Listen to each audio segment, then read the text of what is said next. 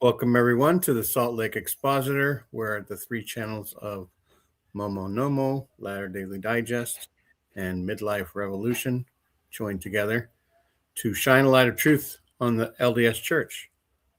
We're trying to see what we can do. So, Randy and Megan, welcome to the show. Thank you. Hey It's always, there, G.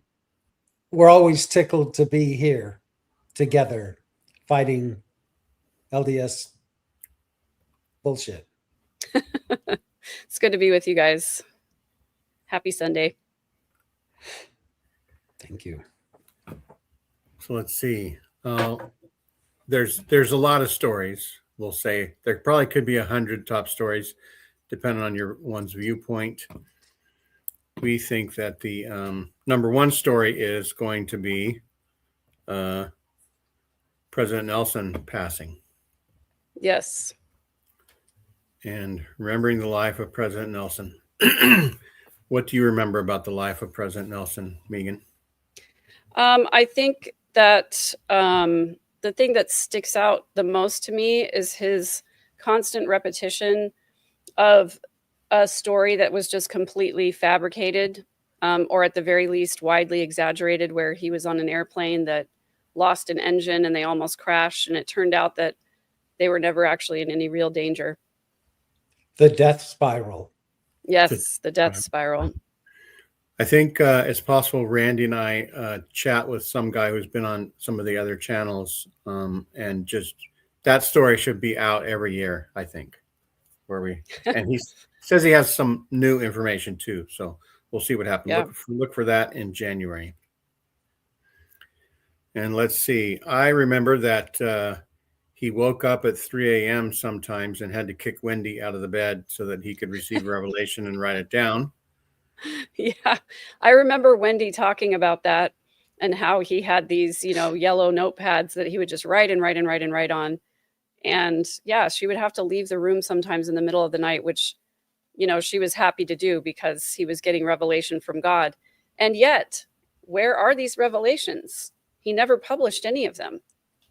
Well, Megan, they're in the yellow notebook still.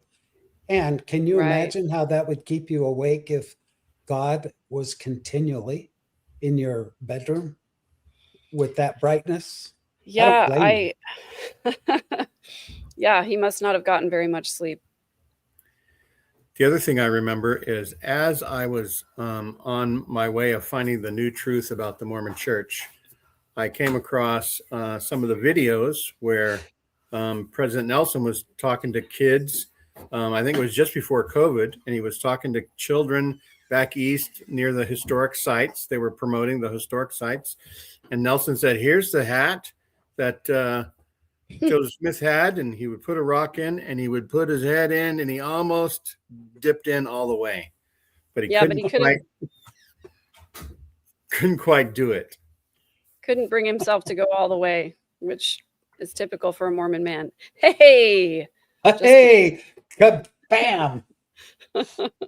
Then he compared it to a cell phone, right? Yeah. So I wonder if Joseph Smith said, hey, Siri, or anything like that, or hey, okay, Google, in order to start the process going. That would have been prophetic. You can do the same thing now with ChatGPT. Dear ChatGPT, please give me a revelation that I can publish to the Mormon people. Yeah. The closest he came to having a cell phone was when he was in the Carthage jail. Oh, why do you say that, Randy? Well, he didn't have a phone, but he had a cell for sure. Oh, I like that one. That's a good one. See what I did there? Kind of a Gene thing. I do. I got that. Yes, I got that reference. I enjoyed it. He did make a lot of changes. I think the other thing I'll remember about President Rusty Nelson is his announcing of dozens and dozens of temples that will never be built. Yes, he had steeple envy, I think. He did. I believe he did. I believe that he and Gordon Hinckley must have had quite a robust rivalry that went on, because as evidenced by a lot of President Nelson's decisions and policy adjustments. He definitely was trying to undo and outdo the work of Gordon Hinckley. And he certainly will go down in history as the man that uttered the silly sentence that the word Mormon is a victory for Satan. A major Jesus victory for Christ's name Satan. out. Yeah. There's a lot of revelations probably scribbled down in that yellow notebook that make some sense, but this Mormon thing, can't get my head around it. Yeah. Makes sense to me. Yeah, especially since for like 170 years, we were trying to make Mormon cool so that we could, was it sticks and stones may hurt my bones, but names will never hurt me. So that Close. so that wouldn't hurt to be called Mormon. That's right. There was even a song called I'm a Mormon Boy, and I seem to remember a recording of President Benson singing it awkwardly. Yeah. Oh, well, how about that? And Gene, didn't you tell us to put our money on Mormon again, that you think the Mormon is coming back? Mormon's coming back. But guys, the Lord does not need your money. That's right. Well, I went ahead and put the memo out to the world based on your belief, Jane, that the term Mormon is indeed coming back. And I went ahead and let the members know that they can go ahead and start using it again. Except for the fact that the churches and at the same time, this was proof that they're going to bring Mormon back, is because they've been suing people, podcasters that have Mormon in their name, except for the Salt Lake Tribune, where they have Mormon land. They haven't been served notice yet, I don't think. Oh, really? The That's church interesting. is trying to defend the word Mormon, saying we own the copyright for it. So you wouldn't really want to defend and try to reestablish a copyright for something. So I'm going to try to get the interest in the church. I'm going to start a new channel just called Mormon. See if I can get sued. I wonder what our live audience thinks about the Mormon being banned. Yeah, it's so interesting. They banned the word Mormon, and now they're going after these podcasters saying you can't use that. That's our word.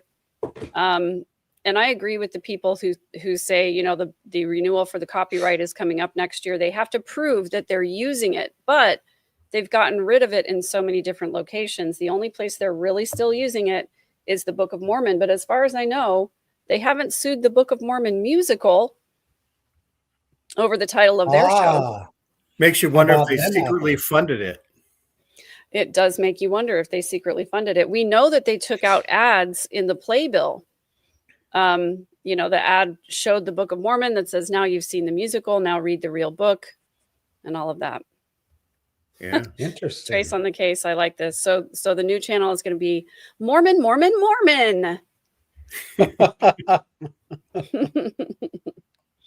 And yes, Peter Higgs, if you stand in front of the mirror and say it 3 times, Joseph Smith will appear and give you a rock. Yeah. The rock of my salvation, for sure. That's right.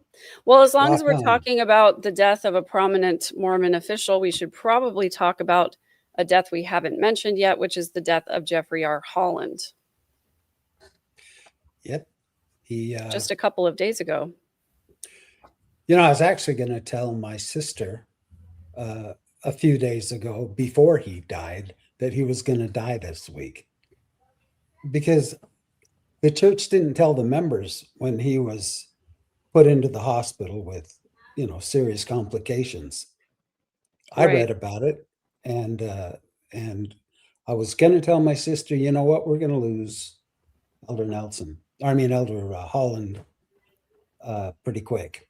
but I didn't. Yeah. And sure as heck, he woke up dead, 2 days ago? Yeah. Can you really wake up dead?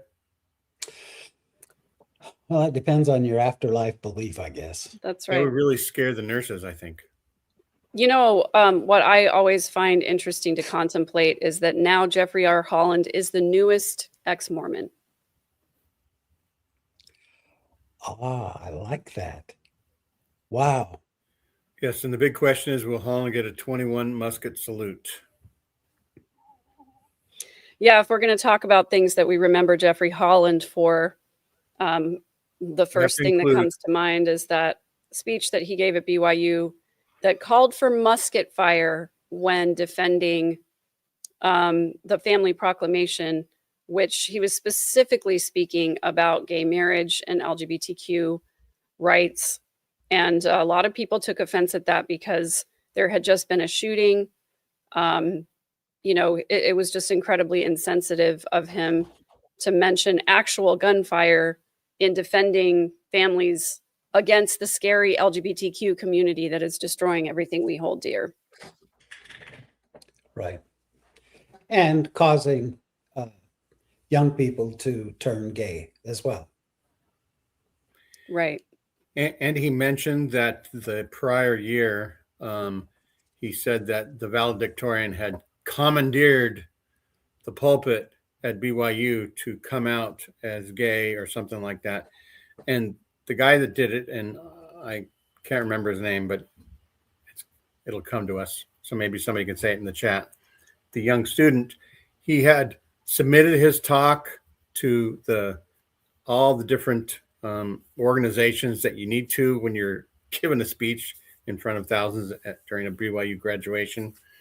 And, because of that, I found a rainbow Y, a BYU looking Y, just like it's on the mountain. And that was my Facebook portrait for like a year. I had that on my. Was it the actual Y or like a look-alike? So it was like a look-alike. It was just like you would see the Y, and I don't know where it is. Somebody actually wanted to make a T-shirt with it, and I just got it from somebody else. It just showed up, on my news feed somewhere. But you're able to, cut and paste things or make things, put them on your wall and different things. And so I didn't know where it came from. Well, they used to allow LGBTQ students to go up and light the Y in rainbow colors during Pride Week. And then they, of course, stopped doing that because it turns out that's, a victory for Satan too. Gay valedictorians are a victory for Satan. Yeah, right. Yeah. Sup, sinner? Hellfire Agency, good to see you.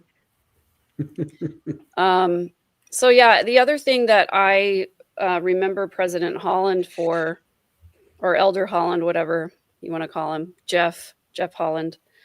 I remember when he did a talk that spoke specifically about mental illness and major depressive disorder. And I remember so many people being so grateful and excited that he talked about mental health in general conference. And at the time, I was with that group of people who was applauding him for thank you for validating us. Thank you for making it real. Thank you for acknowledging that major depressive disorder is real and it's not just, laziness or a lack of faith or whatever. But when I think about that over, the broad history of the church and him being the only person who has ever really addressed that as an issue, and it didn't happen until like 2016.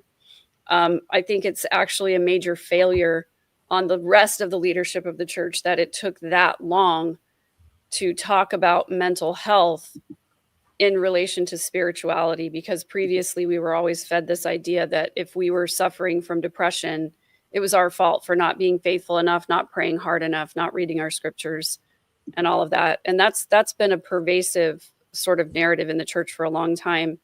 And the leadership of the church often discourages members from getting help. with their mental health, because again, they say you should just have more faith. And so, yeah, Elder Holland being the first person to start the mental health conversation is a good thing and a bad thing, just because it was good that he did it. It was bad that it took that long. And also, I guess the third thing is it's bad that it hasn't really been talked about much since. When Holland was the president of BYU, a friend of mine was in either student government or some sort of student services, and like almost like they were assistants to the president at BYU or something like that. And he was asked to write something about some gospel topic, let's say, not an essay, but anyway. And then like a few weeks later, he heard part of what he wrote in a talk that Elder Holland gave at conference. So that was the first time I'd heard that talks at conference could be written by someone other than those speaking the very words that they are uttering. And so since then, I've heard lots of information about writing and giving a talk. And we all thought that it was the Holy Ghost moving them to talk. And it was really a big plan every year. It's each conference is a big plan. Who knows if they send out, topics for people to pick from or whatever it is, themes, whatever it is, but it's way more than just a roll of the dice, what they talk about. Well, I think I remember Susan's husband talking about this at one point, saying that, they all get together, they receive an assignment to speak in conference, and then they all get together and sort of share maybe what their topic is. And he said he was always amazed at how there was no overlap and no two people picked the same topic because it's all inspired. But we know that that's likely not true. And not only that, but they have to submit their talk in advance. And if it doesn't pass muster, they have to change it. And sometimes the talks have even been changed after conference and re-recorded in a couple of different instances so that problematic or troubling passages of the talk would be whitewashed. Yeah, we're not giving him any bereavement time, but we're not also trying to be too angry at him. I know he's famous for the Wrong Roads speech, where he said that he was told his son that God let them go on the wrong road so that when they finally had to come back and take the right road, that they would be sure that they were going on the right road. Well, that's what would happen if you just took the wrong road without praying. So, so literally God led them astray. Another quote that that he's rather known for is, "Be kind regarding human frailty, your own as well as that of others." I don't think that he put this into practice, especially with the LGBTQ comments. But I just kind of think that's a little hypocritical. Yep, 100%. Randy, do you have a story you're ready to present to the stage and talk about? Actually, I do. I don't really have any graphics for it because I don't feel like they need to be seen again. But one of the most impactful and tragic things that happened in the LDS Church in 2025 was the attack in Michigan, where gentleman, I shouldn't call him a gentleman, but some dude drives this big old Trump-looking pickup truck through the wall of the chapel and jumps out and starts shooting and igniting fires, injuring, was it 8 injured and 4 killed? Maybe it was more than 8. I know that they had a follow-up on that, but what a horrible, I don't care if they did it to the most notorious, horrible gang in the land. to drive a truck and a church service through the wall and start shooting kids and whoever he can hit is just evil. It's just evil. It's just wrong. And I would have thought that this horrible tragedy would have woken up the church to get better security for the chapels. As of yet, there's no additional security put on.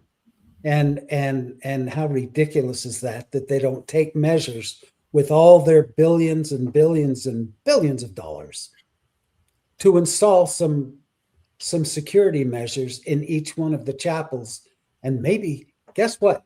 Maybe have a little class on what to do in the event that someone comes in and starts assaulting people. So I actually heard that there was some wards mentioning in ex-Mormon Reddit or something that the fifth Sunday they talked for 20 minutes about what to do for an active shooter or evacuations and different things like that. But yeah, not really a lot of protection there. They didn't install any security though. No new security measures. Other churches did. They took the hint. Other churches said, "Oh, look what happened to the Mormons. Let's make sure that doesn't happen to us. Let's get some better security in the parking lot. Let's get a security guard." I don't know if anyone has put up the standards that I suggested they put up. You know, the big target balls, or like Megan suggested, the angel Moroni's, whatever you want to put around the chapel that's going to stop a vehicle near the entrances. Yeah, I think, in the broader discussion about this case, which I covered extensively, there was a lot of pushback about, well, you can't prepare for every eventuality. And while that's true, the church could consult with law enforcement that would help them protect against the most plausible eventualities. They could do really basic things. For example, the Lutheran church that I sometimes play the piano at, they have a little keypad at every single door that is an entrance into the church. And during worship times, they have someone standing there at the door to let people in. A lot of these churches also have bulletproof glass in their lobbies. There are so many simple things they could do, and they certainly have the funds to carry it out. But, kind of as Tim says, they won't protect children. So why would they try to protect members? If it costs money or takes effort, they're just not going to do it because the bottom line is they don't care. They really don't care. Well, they put as much thought and worry into that as they do into the harm to so many kids, because they absolutely refuse to do background checks and vet the people that are going to be working with the kids. Not to get onto that subject, but I'm just saying that's the same kind of care that they offer, is whatever's not going to make us liable, whatever we need to say, but don't ask us to spend any of our precious money, because Christ is coming and we need that money for the rainy day. That's right, Randy. Rainy day. You can't have a gold standard unless you save all the gold in a vault somewhere for yourself. Right. All the gold in California is in a bank in the middle of Beverly Hills in someone else's name. And that was probably the biggest, let's say, Mormon related to the United States story, in my opinion. Now, there's a bigger story that was Utah related to the rest of the United States, and that was the Charlie Kirk shooting at the Utah Valley University. Right. And that, wasn't necessarily Mormon, except for a Mormon did it. And so that does, and it goes along with church violence in a way, political violence. And we condemn political and church violence. We condemn, most violence that is not defensive, no matter what. And so, well, Megan, you kind of monitor these crime cases in the church. Do you know what the status is with the shooter of Charlie Kirk and what's going on? Because it's like it just dropped out of the news. Yeah, so they have well, by they, let me clarify. The prosecution and the defense team both agreed that they did not want cameras in the courtroom for any of these hearings or proceedings. And I can't help but wonder if that is, influenced by a desire to keep the proceedings, as private as possible, to keep any information negative about the church from coming up. That I think the news is being downplayed for a reason. But the young man who allegedly did the shooting has been arraigned. They've had a couple of hearings on his case. He's been assigned counsel. So the case is progressing. I believe right now they're in the discovery and evidence sharing phase of everything. So it's going to take a while before we get to a place where there's any kind of progress. Thank you. I'll bring another news article that happened the last, I think, month or so. A Dublin man was arrested in Utah on federal child exploitation charges. And this notification by the Department of Justice, FBI, actually caused this story to actually have news value now. For like a week or 10 days earlier, he had been arrested in Utah, and the only people that knew it were ex-Mormons. Right. Yeah. And if you told a Mormon, they would say, oh, it's got to be some other Christofferson. It can't be anyone that's related to D. Todd at all. Right. And so, Megan, what do you have to say about this? Well, this was definitely the highest profile SA case to come out this year, but it certainly is not the only one. Child SA is an ongoing problem in the LDS Church, and victims are coming forward all the time.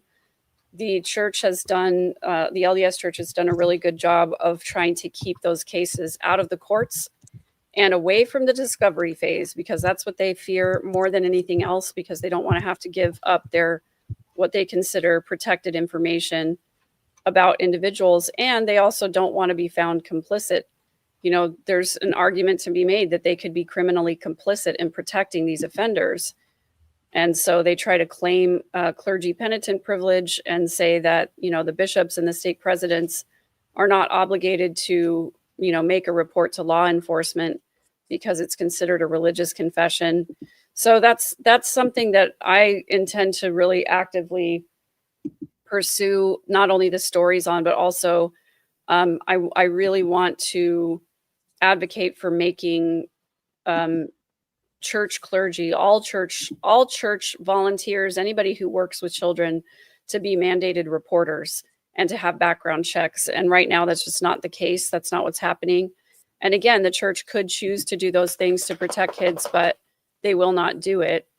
Ostensibly because it would cost a lot of money, it would be a lot of overhaul, and it's just they don't want to put the effort forth. So true. So sad. And I'm going to say, and I'll try to say it as much as I can, what did D. Todd Christofferson know, and when did he know it? If he had known information from years ago, more people could have been protected. If he had known that even his brother could engage in this type of behavior, as a leader of the church, he could have installed some of the things that Megan was just talking about. He could have, enhanced, what the church does, and enhanced, instead of covering their own asses all the time by calling the lawyers, they could actually have a helpline, a hotline that would give help and render aid and assistance to people who have been subjected to, atrocities. And so that hopefully the Department of Justice, Megan has told me that they have leeway. They can ask for lots of information that other, what do you call them, plaintiffs or prosecutors can do. Yeah, law enforcement. Yeah, when it becomes a federal case, and it is going to be for this Christofferson case because it involves multiple states. Once it becomes a federal case, they can get a lot more information than people can if it's just a local case. And so that's kind of the hope, I think, of everybody following this case, is that a lot more information will come out. And as far as, D. Todd Christofferson having knowledge of this or being involved in any kind of a cover-up, of course, we don't have, concrete proof of that happening. However, the church does have a committee called the Strengthening the Church Members Committee, and it's actively involved in monitoring the activities, not only of former church members, but of current church members on social media. And I would be willing to wager that part of their mission is also to monitor the activity of those who are in high church leadership positions, and to monitor their families for any potential scandal or embarrassment. And what I find really interesting is that one of our other top news stories, the lowering of the missionary age universally to the age of 18, came out right when Wade Christofferson was being arrested. And so that's what the members were focused on, that big announcement. And they sort of missed the little byline down there that an apostle's brother had been arrested on these really horrific charges. Well, I don't think the church went out of their way to make it known either, because everyone that I mentioned it to that was a member had no clue, including the two missionaries that came to my home the following week to sit down and see if I would be interested in their church. Were you interested, Randy? I am so interested that I actually do podcasts about it. Yes. Oh, wow. I mentioned that there was a severe lack of security. And I probably misspoke a little bit, because there's one thing that they're very secure on. And that is when someone enters the chapel, not that's going to shoot or light it on fire or kill people, but who is transgender. They assign watchdogs over them. They're not allowed to use the restroom without an escort. They are not allowed to be with kids. They're not allowed to have any sleepovers with where there's mixed sexes and several other rules that they have to live by. But they're obviously very concerned about that. But they don't mind putting pedos with, in as teachers and bishops and stake presidents and apostles' brothers. Let's not worry about them. Let's worry about the transgender man or woman who enters the chapel doors. Get a guard on him. Don't let him go to the bathroom in peace. Don't trust them for a minute. You keep your eyes on him. So in that light, I guess they are secure with a few subjects. That makes me think that the church is actually shows that they're in the medieval world instead of the scientific world, because they still think that LGBTQ can wear off onto somebody, like it's a transferable disease, right? Instead of the fact that they are letting all the other crimes go by the wayside, and they're paying so much attention in this regard. Exactly. Yep. And whenever we talk about this type of story or this information about the trans policies in the LDS Church, I just want to point out that the real statistics prove that it is not transgender individuals who are the main offenders. It is white males. Randy, it's you. I know it. I'm embarrassed for humankind, seriously. There's all kinds of crimes that I get. Actually, it's in my blood. My father was a professional criminal in the mafia, but he didn't raise me. I was adopted away. It's in my blood. So I kind of became the other way around and became a police officer. But the crimes that I can't understand, I can't even begin to fathom, include the essay on a child. I search, trying in my brain to figure out what would cause a man to do that. And I come up empty every time because I don't understand what possible thrill, what possible like I've said in the past, I think that men grow up in the church so repressed and everything is wrong, everything is bad, and don't touch yourself, that they tend to fantasize and look for any kind of sexual thrill that's maybe a little deviant that the church probably doesn't specifically mention. And I'm embarrassed for humankind that we have so many predators out there in the world that are ready to hurt these kids. And it's the one thing that Christ emphasized, is to love the little children. The one thing that he really emphasized is love, love, love, love. And that seems to be exactly what the church tries to extinguish, is the love part of everything. Well, the church has enough money to buy lots and lots of millstones that will be hanging around their necks someday, according to scriptures. Right. Well, you know what the LDS Church does care a lot about is money. Money. And so one of the other top stories that we had from this year have to do with all of the tithing lawsuits that have been going around. And so, this was just in October that the plaintiffs in this tithing lawsuit that's been around really since 2019 are intending to appeal their case to the Supreme Court.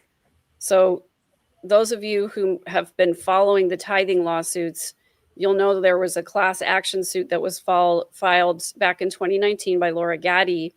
It was dismissed, and then they filed another complaint, this time as civil racketeering on a RICO claim. That claim was partially dismissed and partially granted, admitting that the church, used or misrepresented what it uses tithing dollars for. And, they talked about the church misrepresenting their history, and then they alleged the church committed fraud. And so the standing on that is that the circuit court wanted the case to be dismissed, but they're now going to appeal to the United States Supreme Court. But I also want to point out the Supreme Court only ever takes about 1% of all the cases that get appealed to them. So it'll be interesting to see if this is probably something that they don't want to touch with a 10-foot pole, because it would create a lot of precedent for future lawsuits and whatnot, and a lot of controversy, but it'll be interesting to see.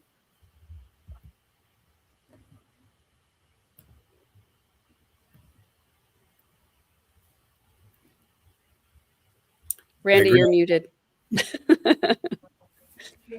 Sorry. I think of the billions and billions of dollars that are given to the church in the name of tithing, in the name of fundraising. And some of these corporations and companies that are, look at the hotel chain Marriott. How much tithing has to have come from them? How much tithing has to have come from all these huge corporations whose CEOs, owners, presidents are LDS?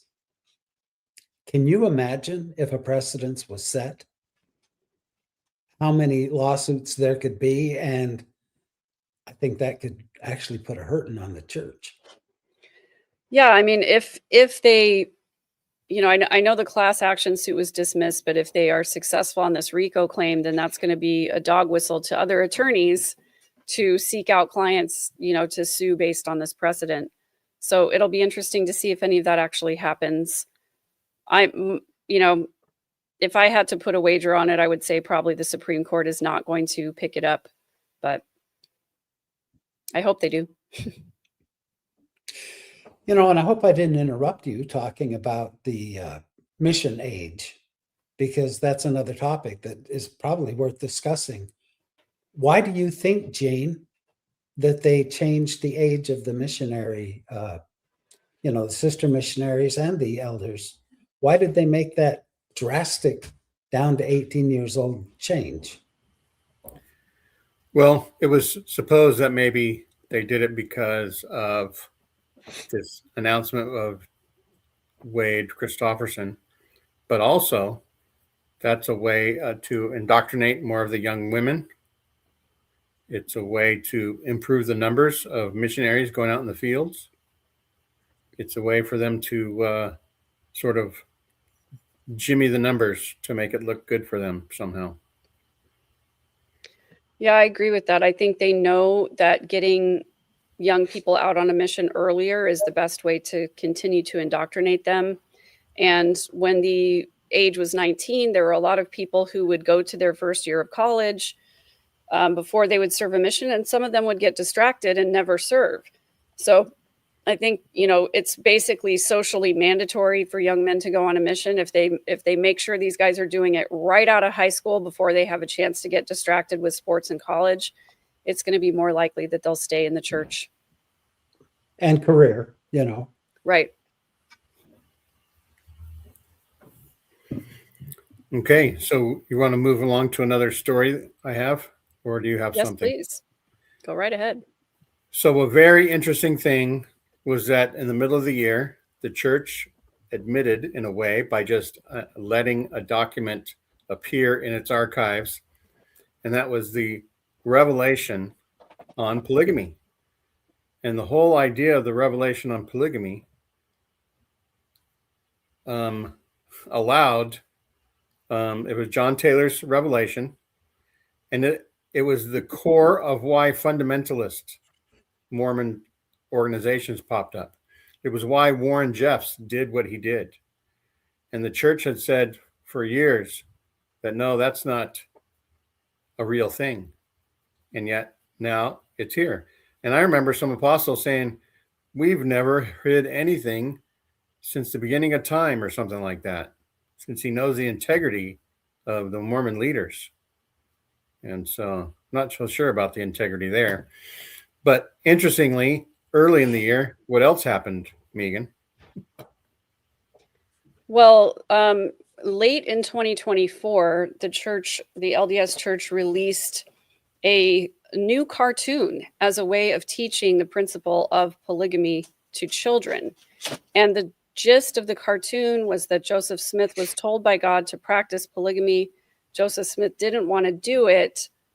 And, yet he went ahead with it, even though it was a really difficult thing to do because it was what God wanted. But the way that they presented it really was grooming. And the LDS Church was called out not only by ex-members, but by current faithful members about how harmful this cartoon was. And if I say, if I had to hazard a guess, I would say that this was actually kind of the beginning of the end for Michelle Stone. This was the first time that she really pushed back hard against the church about teaching polygamy. So what ended up happening is that the church got so much flack and pushback for this horribly harmful cartoon that was basically grooming kids, that the church actually changed the wording in the cartoon. They removed some of the more problematic things. And so early in this year, in January of this year, they released the new cartoon panel that would teach children about polygamy. That's something you might cover on Mormon Snark someday. Yes, we definitely will. And it makes me wonder that they knew that the Taylor revelation was in existence, but they hadn't yet posted it to their archives online. Makes me wonder if this was in cahoots. Well, my speculation Yeah, my speculation, Gene, is that it was a very sneaky way of trying to do a polygamy cartoon, teaching it to the kids, and having the kids say, "Guess what we learned about in primary today?" So that the parents, would give less pushback. Because if you had introduced that revelation just to the parents right away, there probably would have been a lot of pushback of like, "Hey, is this real?" But by coming out with the cartoon first, it's sort of like they reverse engineered the learning process so that the kids could be the ones to break the news to the parents. But it backfired big time, because not only did they get horrible pushback on this terrible cartoon, but then once they did release the revelation as well, there were a lot of faithful members who kind of went crazy over that and said, no, it has to be fake. That's not real. And there are still a lot of polygamy deniers out there, some of whom have been excommunicated. Or monogamy affirmers. Right. Monogamy affirmers. That's right. Randy and I recently interviewed one monogamy affirmer who was excommunicated, not for having the belief, but for being basically a woman and talking out against what the church's current storyline is. And that's what we'll say, current. It's always current. You just never know. Right, because it definitely changes over time. I have to say there's a lot of interest in that too, based on the interview that we did, Gene, and the numbers of people that tuned into that. And with the shorts, that really is a hot topic still in the church today. Speaking of hot topics, there are another thing that I've noticed in 2025 is that the post-Mormon, or I should, how would I say it? The questionable Mormon practices are brought to light through social media, television shows, docuseries, and it's become very common to see these shows. For instance, Secret Lives of Mormon Wives. People are getting a glimpse of how real are these people. And then we get I Survived the Mormon Church with old gal, what's her name? The Salt Lake Heather Gay. Yes, Heather Gay, thank you. Yeah. Bad Mormon. The Secret Lives of Mormon Wives. There's one on Dancing with the Stars, two of them on Dancing with the Stars. One of them went pretty far, and now, because of that, has a show on that she's been given on Broadway. She'll be working on Broadway. All these TV shows are kind of intriguing to people because they're like, what is Mormonism all about? I'm starting to hear a lot of controversy, and I'm glad to see that some of the true stories are out there being told. Yeah. And of course, the members are instructed to stay the hell away from that. Don't watch it. Right. It's right from Satan, right out of hell. Exactly. Yes, having Mormonism in the news is a double-edged sword, right? Because it could get people thinking about polygamy, or it could garner interest in, hey, I want to be just like those influencers, right? Yeah, I mean, a publicist will tell you that all publicity is good publicity, but I would argue that a lot of this publicity that the church is receiving is causing people to leave, and at the very least causing them to question and then eventually leave. At best, it's causing them to leave. There was a little snafu news article in the middle of the year talking about whether the church is paying people. Some people say, oh, well, it's a marketing firm that's paying the influencers to mention Mormony things. But then it's like, where does a marketing company get its money from? Oh, the church. Yeah. It's funded by a corporation that's funded by a corporation that's funded by the church. Yeah. And so yes, that's all part of what I'm calling the Mormon millennium instead of the Mormon moment. Everything's Mormon for the last dozen years, and I can't see it ever stopping. even from the recent videos, the recent movies. A year ago, it was Heretic. And also at the beginning of the year was the American Primeval, and other documentaries or other types of media has been showing Mormonism, and the public can't get enough. The non-member public can't get enough. The members are, they put their iron wall up and nothing can penetrate it because the prophet said that it's bunk, so it's bunk. We're not even going to listen. We're not going to open our brains. I have a little issue with that. I don't remember the Sunday school lesson on critical thinking. Right. Didn't happen. I mean, that's why we There have has not been brains, and one. that's what we're supposed to do. Yeah. Well, did we hit 10 stories? I lost count there. We're closing in. If anybody has wants to put some of their stories in the chat that you think may have been missed, and it does seem like there was one other one. Let me see if I can see it. Let's see. There was, there's been some tragic stories like the Michigan church, and in Africa, there was a bus that was in an accident and killed 13 young Right. That was members big. of the church. Yeah, that was very big. And I don't think the response was adequate that the first presidency gave. I think that they sent, I don't know, I can't remember who it was they sent over, but once again, let's just keep things quiet. Let's not advertise anything with a negative flair to it. They sent the Relief Society president and the primary president, I think, with some books of Mormon that they gave out. Yeah, and they probably prayed for him too, like the floods. Yes, and you're aware of that, and that was 25, Randy, right?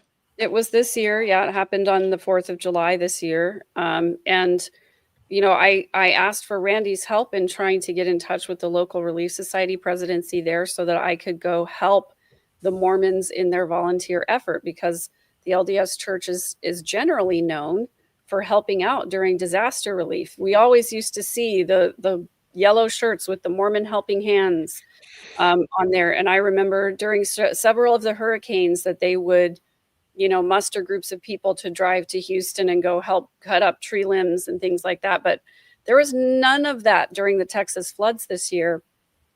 And not only that, but I tried in vain to get in touch with the Relief Society president.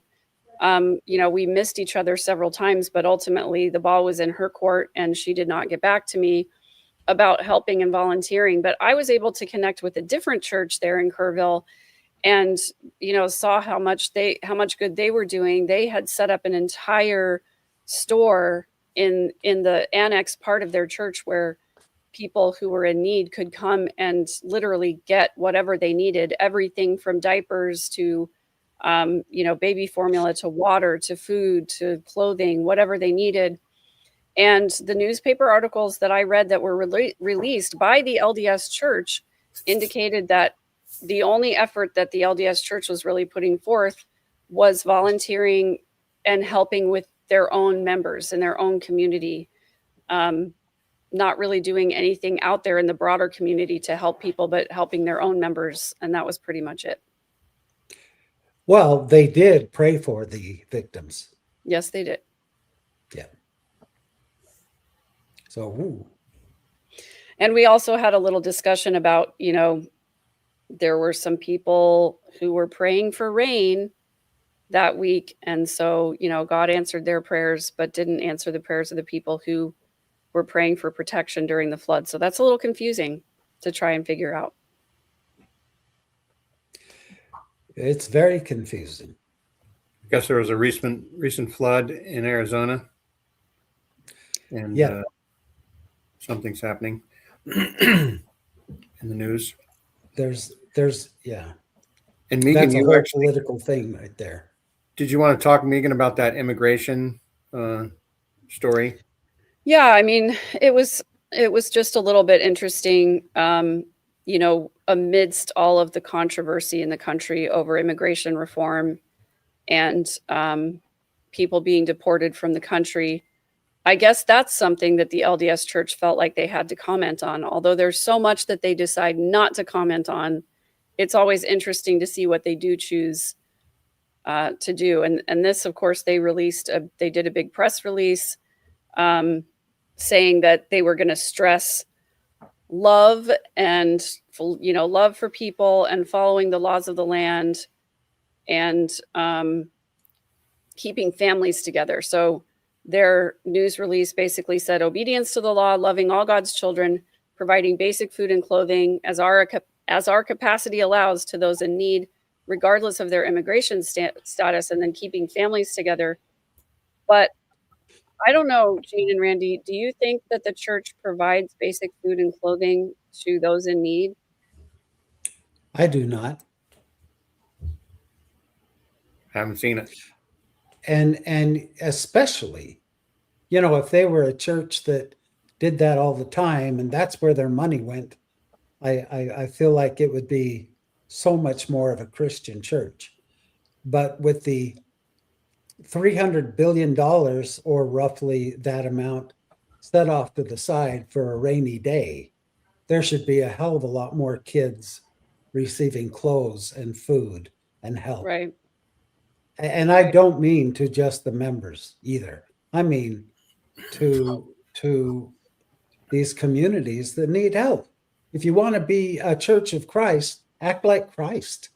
If you want to be a church of the Wells Fargo Bank, then act like a bank. Yeah, I also want to point out that part of this press release that they put out encouraged bishops and other local lay leaders to consult with the faith's attorneys on how to deal with immigrants lacking permanent legal status in their congregations.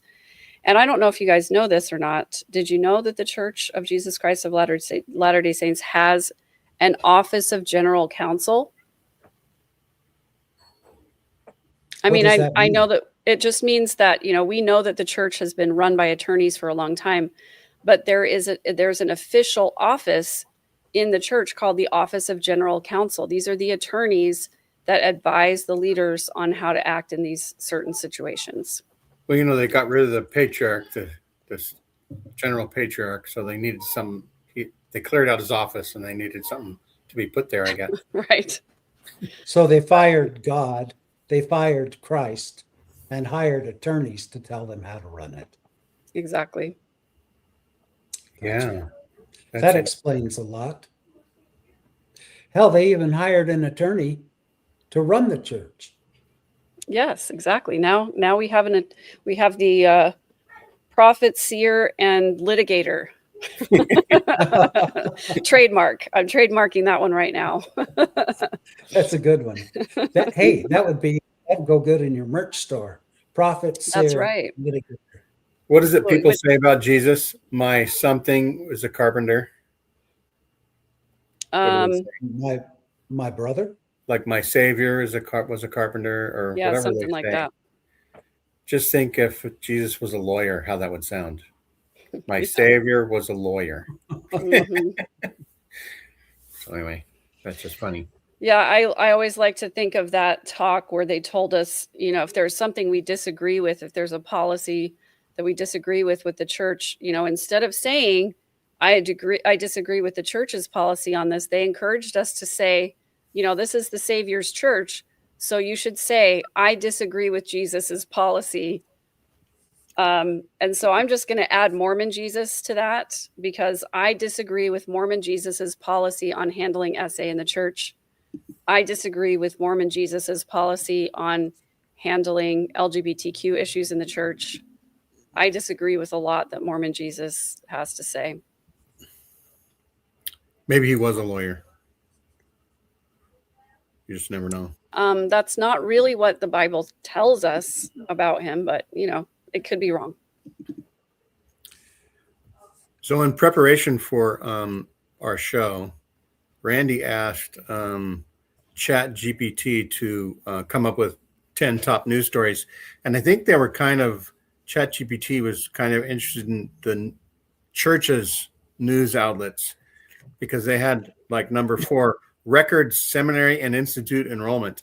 Now, I don't know about you, but I don't think any legitimate other alternative media put that out. Like it wasn't going to be on Fox News. It wasn't going to be in the New York Times.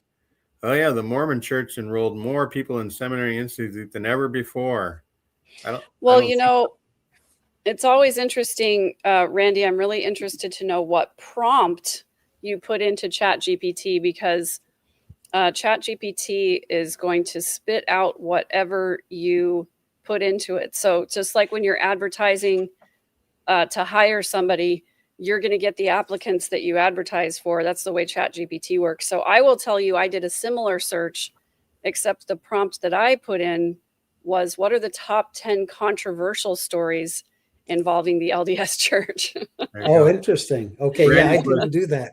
Randy's was top 10 news stories of the LDS Church in 2025. Yep, you have to let ChatGPT or whatever large language model you're using, you have to let them know what your mindset is going into it, because otherwise they're going to assume the faithful response. I once had a little search history with I believe it's Grok AI regarding the missionary age change, and it was giving me a lot of really apologetic answers, and so I had to tell it, now assume that I'm a former member and I think the age change is trying to get them to indoctrinate more kids. And then they were like, well, yeah, that is kind of suspicious. So you do have to be careful what you put in there as a prompt. Another of the prompts of the top stories said, Light the World 2025. Sure, it was a big campaign, PR campaign, but I don't know if it was very much news. Continued temple activity and global expansion. So the Church News put out, that there was 9 dedications and 20 construction starts and 16 new temples announced last year. But those things aren't really on national news outlets, or like we say, any other non-Mormon news doesn't really care about those things. And then changes to the general conference format. The fact that they're discontinuing Saturday evening sessions. Just think if you heard that the Scientology for their annual convention wasn't going to have the 5:00 presentation. Who would care? Right. About that? I mean, who wants to go to church on Saturday night anyway? That's right. It's a waste of a perfectly good Saturday night. Oh, yeah, I love this one. Yeah, this is one of my favorites. And I say unto you, tithe the poor, create shell companies, and invest billions into stocks. Just kidding. That's evil. Oh, man. Yeah, so there you go. Top 10, or however many we listed. We'll have to ask David Letterman. Okay, David Letterman always did the top 10 on his show. Yeah, I used to love David Letterman's top 10, to be honest with you. I did too. He's one of my favorites. Big countdown. Yeah. We should do a top 10 David Letterman style. Like 10. Yeah, I wish I had time to put together such a great graphics presentation, but I really don't. Gene Evan says hi. Yep, I say hi. Evan, back. Gene says hi back. Thank you for that gripping news story, Randy. Hey, young Black economist, good to see you. Well, guys, maybe we could wrap up the show by having a little bit of a prediction of what is going to happen in 2026. I don't have a hat or a rock anywhere nearby, but I'm going to just use my powers of, intuition. Oh, you've got your hat, Gene. Where's your rock? That's his thinking cap. I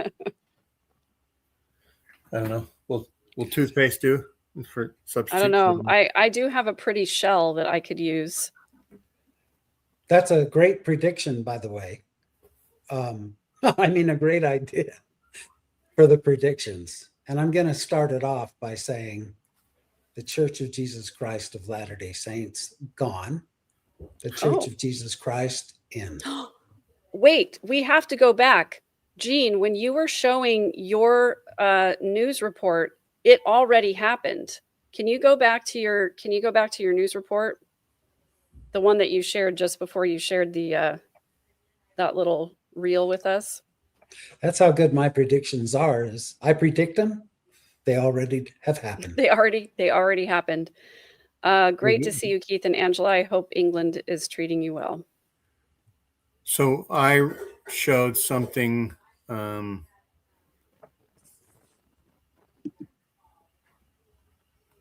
Let's see. Was it directly from the news? I mean, the church? It was a news article that you shared. Yeah, you'd have to say which one it was. So it actually came out and stated that they're dropping the last half?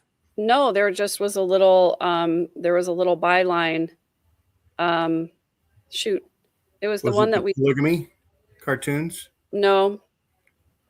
It was the one that we did right before the immigration one, I believe.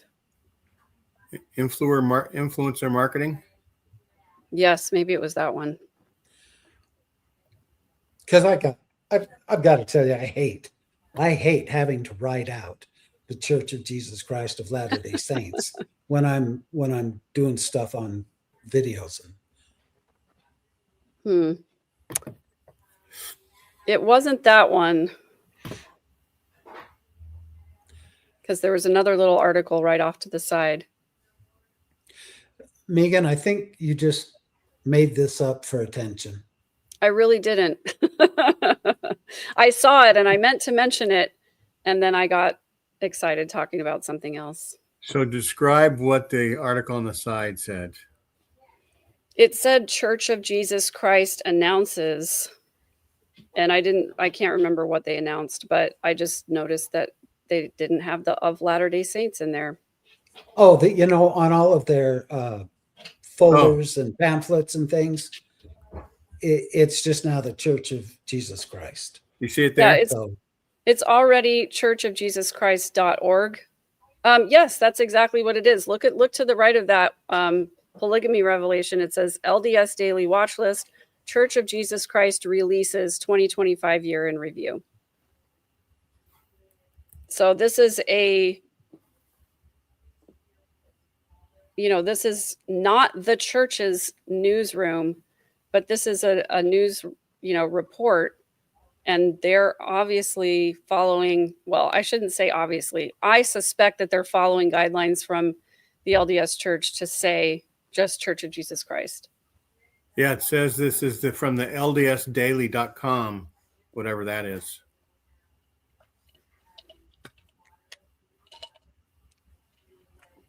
So it does say Church of Jesus Christ releases. Yep. Year in review. I wonder what that is.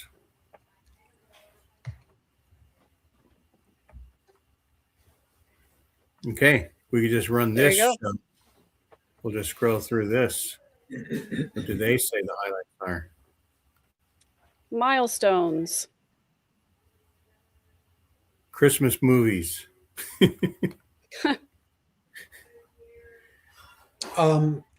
This is crazy. That is hilarious. But anyway, that was that. I guess you have to click on the video to get their breakdown. But yeah, so I guess my prediction for 2026 in the LDS Church is that we are going to see some more breadcrumbs for women in the church getting some kind of power or leadership. And I also think it's possible. Handing out programs. They already hand out programs. They're greeters and whatever. I think we'll probably get some more of that, but I also think that we're going to see some changes. I think that the young men are going to get more and more priesthood responsibilities younger and younger. That's my biggest prediction for this year. I'm sorry, did you say young men or young I said women? I think young men are going to get more priesthood responsibility at a younger age. Like before deacon age? Well, I think that they're going to start having the deacons. Well, they already are doing deacons at a younger age. They're coming in at 11 now instead of 12, or the the year of their 12th birthday. I think we're going to start seeing teachers getting priest responsibilities, priests getting elder responsibilities, and more men getting the Melchizedek priesthood sooner, in order to sort of ratchet up the indoctrination and the responsibility earlier. What is it? The priesthood of Aaron is the deacons and teachers, right? Yep, Is there two? the Aaronic priesthood. So they can merge those and make the young men priests at 14 and then elders at 16 or 17. Yep, let 14-year-old boys start doing baptisms. Yeah. I mean, it doesn't count for anything. Might as well let them. Why not? Swimming. Right. My goodness. Yeah, I was going to say that women will get to pass the sacrament, so I'm going to have to think of something more than that. More controversial than that. Yeah, I wonder Gay if marriage in the temple. Yeah, That ain't gonna happen. It just ain't gonna happen. That's right. I'm going to speak it into existence. I'll tell you what will happen, Megan, is that we're going to lose another apostle in 2026. Yeah. Another. I think that's probably true. We've And got I'm going to predict some we're that going are to up gain there. 2 apostles in 2026. How about that? Because Well, we're going to get have one to. from last week. Yeah. Well, I'm getting my revelation straight from God. And Oh. you guys are speculating, but I just had a revelation. I can't tell you which apostle it is yet, for it has not yet been revealed to me. I do not know it. It has not Very good. yet been revealed. Can Yeah. you tell me For who this it is? purpose, I have come to inquire of Randy at the Veil. I Yeah. can tell you through the veil upon the 5 points of fellowship, if you'd like. 5 points of ritual fellowship. Right. So yeah. I thought it was interesting that you interviewed, you and Kiki, I think, did a show on John Malekamakahumana, whatever his last name is. Smith? The Just kidding. the 33rd Mason. degree Mason that Yeah, talked so about. I will say I know that guy's a problematic guy. I know that a lot of what he has said has been debunked as cuckoo nutty BS, which is exactly why the first time that I saw that little TikTok reel, what he was claiming that the temple rituals had roots in Satanism, I wanted to make sure that I did my research and my due diligence. I looked it up, and not necessarily, I couldn't necessarily find direct ties to Satanism. There was one source that claimed that that last piece of learning in the temple is also part of the Black Mass in Satanism. But I did come across a blog post from a Wiccan community that claimed that that same verbiage that we use in the temple is used in Wiccan ceremonies as well. So that was a really interesting piece of information that I had not considered before. I rarely thought of my loins and sinews except for being at the Veil. Well, the interesting thing about this Wiccan blog that, was talking about that is, think if you really think about it, everything in the temple is supposed to point to Jesus. It's supposed to be, more learning about the Savior, getting closer to the Savior. But that last part of learning that you get in the temple has nothing to do with Jesus at all. It's all about earth and body and carnality, has nothing to do with Jesus. For what it's worth, I think about your loins and sinews all the time, Gene. Yeah, there you go. So the Mormon atheist says definitely not Satanism. And I'm going to say this about the Mormon atheist. He has done a lot of work on reading books around what's the temple that's big in Israel? Solomon's temple. So Solomon's magic, the Solomon magic, Solomonic, is it Solomonic Solomonic magic, magic? Yeah. right?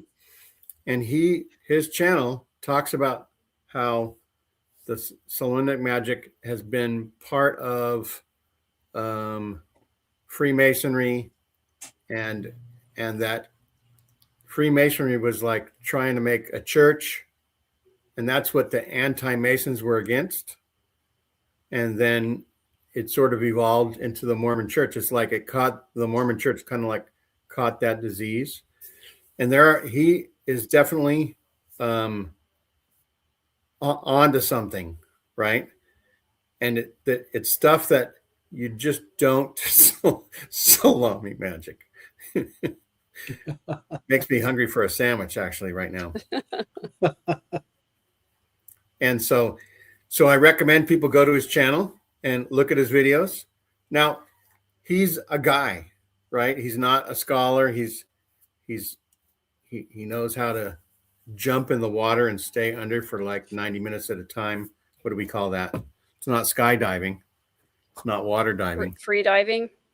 Yeah, he does diving with the gear and stuff, and scuba diving and other things, right? There we go. I thought that was too easy and too obvious, so I didn't say scuba diving. I thought there was some fancy. So surely Gene would know the name of a scuba diving. And I'm going to say right now, just so that even more people watch The Mormon Atheist, he made his first ever appearance on Ladder Daily Digest. He was in the chat in some show and said, "Hey, I want to start like a little like group of people chatting about some things." And so I got a hold of him and I said, instead of starting a group, let's just do podcasts. And so he started off about how a book he was reading was so similar to the Book of Mormon. Oh, the Bible. He read the Bible and the Book of Mormon. He talked about the similarities. And it was, like I say, he's not a professional speaker, but the things that he's come up with are pretty amazing. And then Randy and I interviewed him about a year later to see how things were going. And, there's something to it. There was a lady that wrote a book about Joseph Smith's family being engaged in counterfeiting. And I would tell people, like, she connects dots that are really far apart from each other, not exactly sure about the connection, but the dots are amazing. And it was about like Dartmouth and other things. There are things that I've heard every now and then in church history, but there's 100 dots around everything we've ever heard in a church Sunday school history lesson that are really interesting. And so I do recommend that people go to the Mormon Atheist and listen to what he has to say. He mainly says, read the book. He says that 100 times, read the book. I'm just telling you what the book is, but in order to understand, you have to read the book. And so, yeah, Ganesh Cherian and I actually had a conversation about the fact that Joseph Smith's brothers attended Dartmouth, and it would have been seen as their responsibility, since they were a poor family and couldn't send everyone to college.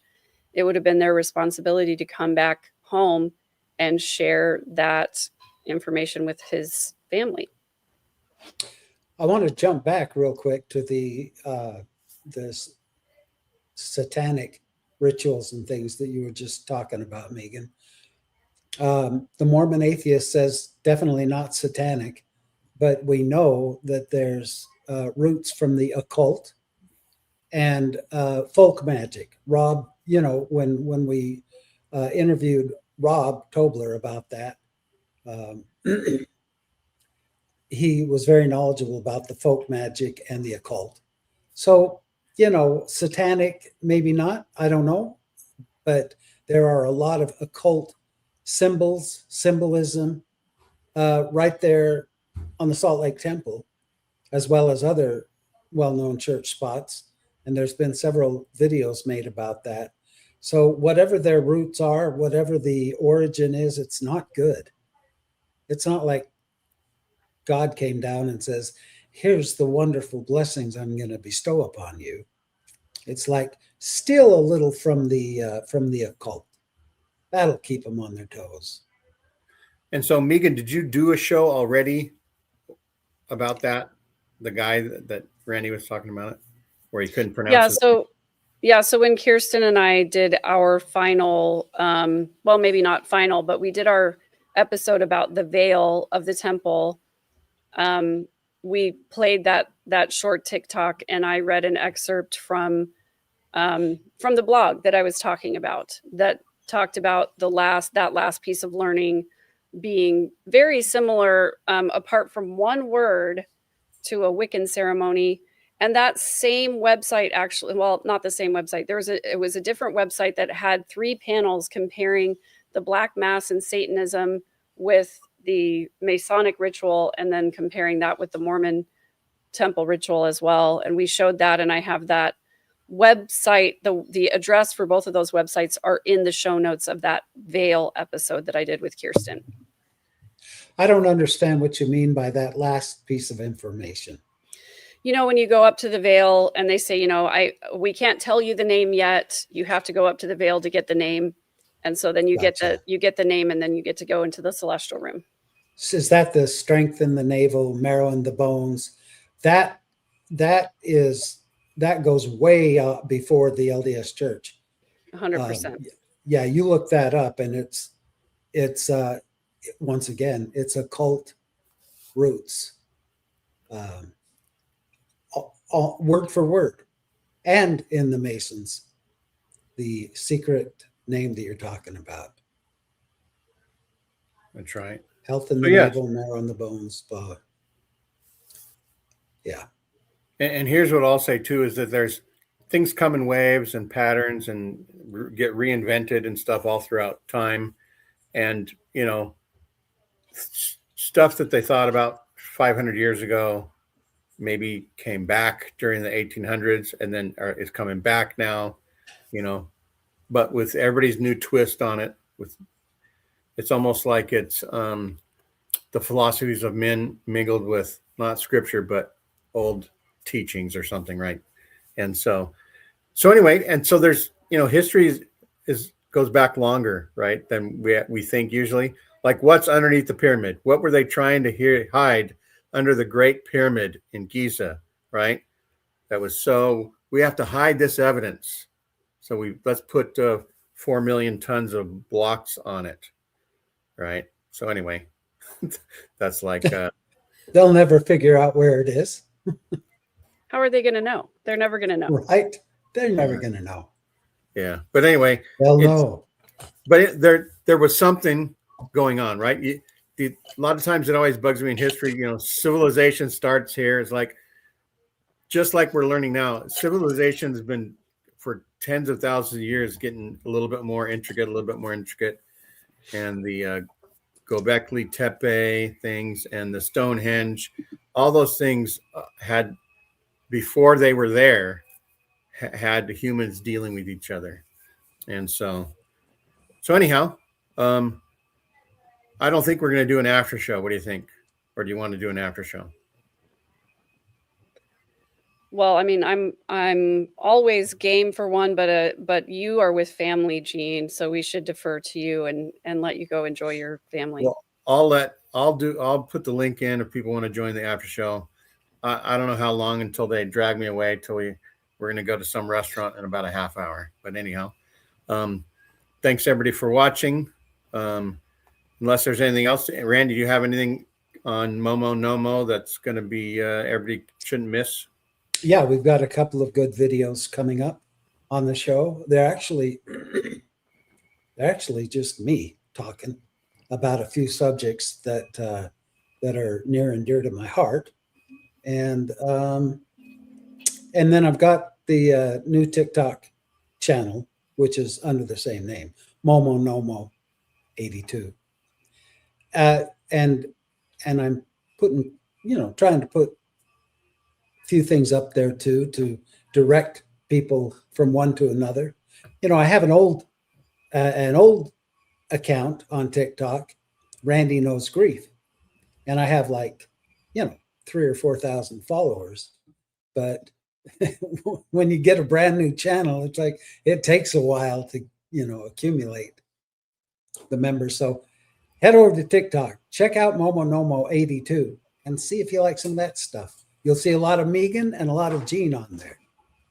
Maybe you can change it to Randy knows more than grief. Exactly.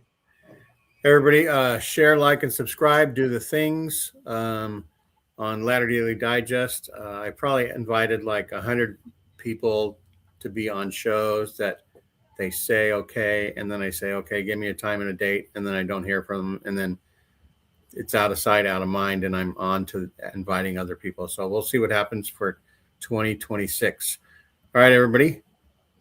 There's only 3 more days left. Less than 3 days, right? 29, 30, 30, a little bit less than 4 days. And then it's going to be 2026.